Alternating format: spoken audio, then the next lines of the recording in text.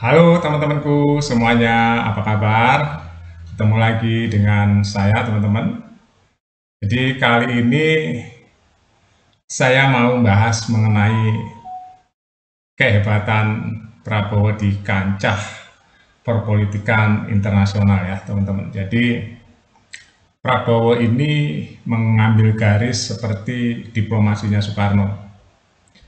Ya, jadi kata-katanya, gerakannya, ya intonasinya nggak sama tapi dia mengarahnya seperti diplomasi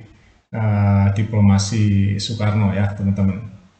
Perkataannya polos, baku, tapi penuh dengan originalitas. Ya.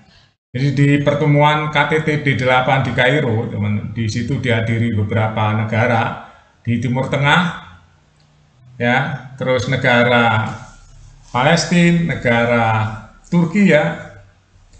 Nah ini mencolok sekali teman-teman karena Turki ini adalah anggota NATO ya.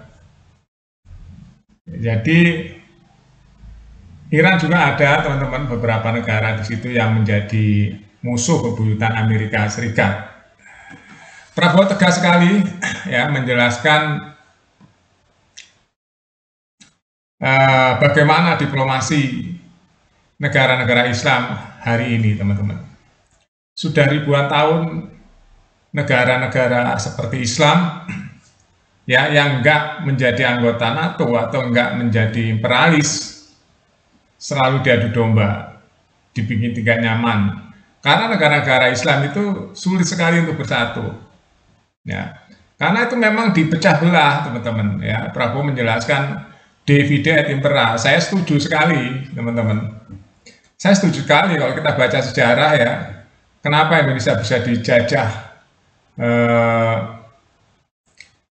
lama sekali oleh Belanda? Salah satunya karena teori atau strategi divide et impera. Di dunia kali ini teman-teman ya, kalau kita mempelajari dunia geopolitik, itu dunia ini nggak ada yang nggak campur tangan dari Amerika ya. Ada campur tangan semua. Di mana yang ingin dibikin perang ya dibikin perang, terjadilah perang.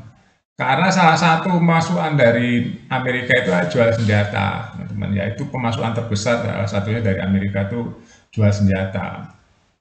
Nah negara diobrak-abrik di dunia ini oleh Amerika Serikat dan sekutunya dengan alasan-alasan tertentu, ada yang HAM, ada yang macam-macam ya. Jadi dibikin alasan, terus dimasukkan CIA ke dalamnya, dibikin gara-gara, ya akhirnya panas, panas, panas, panas, meledaklah ya dengan atas nama nasionalisme dan sebagainya, akhirnya perang. Jadi Amerika dan sekutunya itu kalau ingin bikin negara perang tuh nggak sulit teman-teman.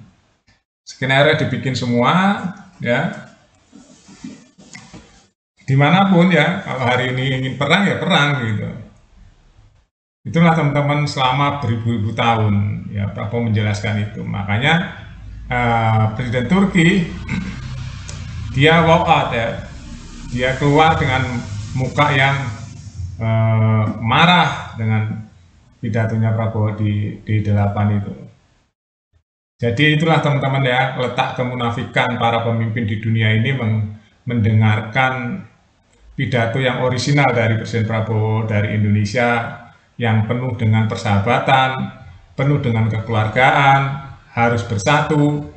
Jadi Prabowo itu mengajak negara-negara Islam itu bersatu supaya nggak mudah untuk dipecah belah. Ternyata ada yang mau coba, yaitu anggota NATO itu teman-teman, mentalnya seperti itu ya. Kita bukan rahasia lagi kalau kita mempelajari sejarah dunia ini teman-teman, beratus-ratus tahun bahkan ribuan tahun ya, banyak negara-negara yang nggak mau bersatu, yang sulit, yang mudah diombang-ambing, mudah dipecah belah ya dibikin kacau oleh para imperialis. Contohnya Indonesia, bayangin aja beratus-ratus tahun Indonesia dijajah, itu kan salah satu dari negara-negara imperialis ya. Nah, alhamdulillah Indonesia bisa merdeka dan itu berkat rahmat Tuhan yang Maha Kuasa. Sudah memang harus seperti itu jalannya dan ambil pelajaran dari itu ya. Makanya kita nggak usah terlalu salut-salut lah pada imperialis-imperialis ya teman-teman. nggak usah. Jadi kita ini harus akur, harus damai. Yang jadi korban siapa? Yang jadi korban ya rakyat ya. Rakyat-rakyat yang nggak tahu apa-apa yang jadi korban. Para saudagar-saudagar ya, para konglo-koro ini nggak mau pusing. Dia bisa terbang kemana saja, mengamankan diri kalau ada apa-apa di sebuah negara yang sedang konflik atau sedang perang. Rakyat biasa yang jadi korban. Seperti Palestina itu, berpuluh-puluh ribu, bahkan hampir ratusan ribu jadi korban. Ya, dalam 1 tahun kurang lebih. Yang korban puluhan ribu, belum yang menderita dan sebagainya. Ini kan salah satu kekejaman imperialis. Ya.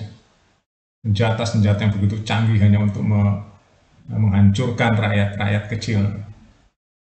Nah, Prabowo membawa isu itu, teman-teman, di KTT kemarin.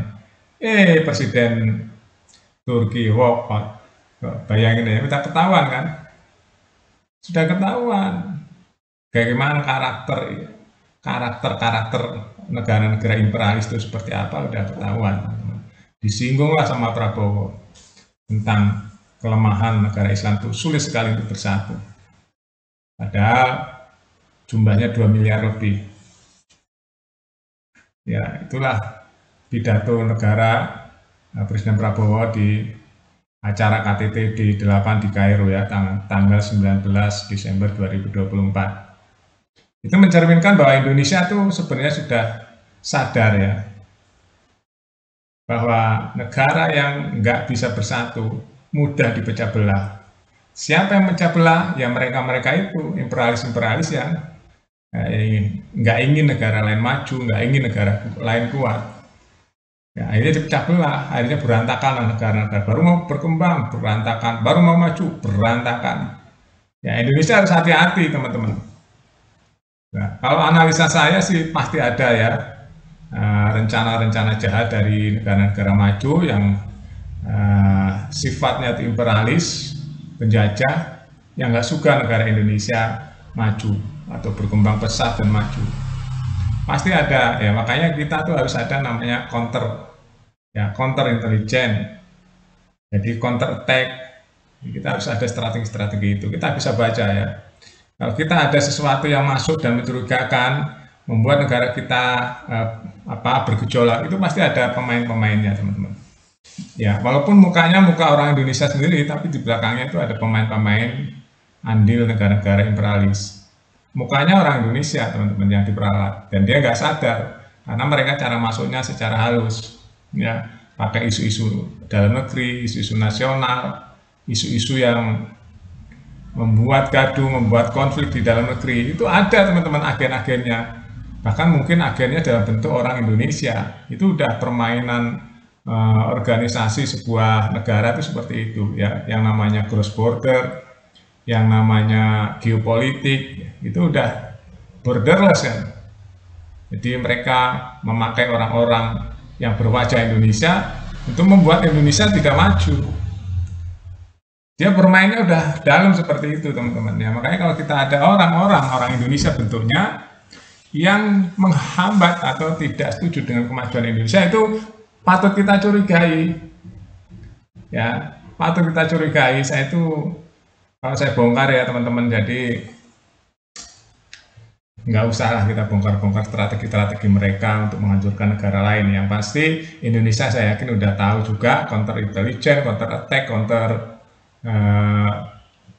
narasi dan sebagainya ya. Jadi mereka menggalang dulu narasi-narasi yang nanti akan membuat kegaduhan dan ujung-ujungnya membuat Indonesia nggak maju-maju. Oke, itu aja, teman-teman ya. Jadi pidato Prabowo menggetarkan dunia ya, khususnya dunia hari ini yang penuh dengan konflik ya, yang menyangkut masalah imperialisme ya, dan masyarakat Islam dunia. Terima kasih, sampai jumpa.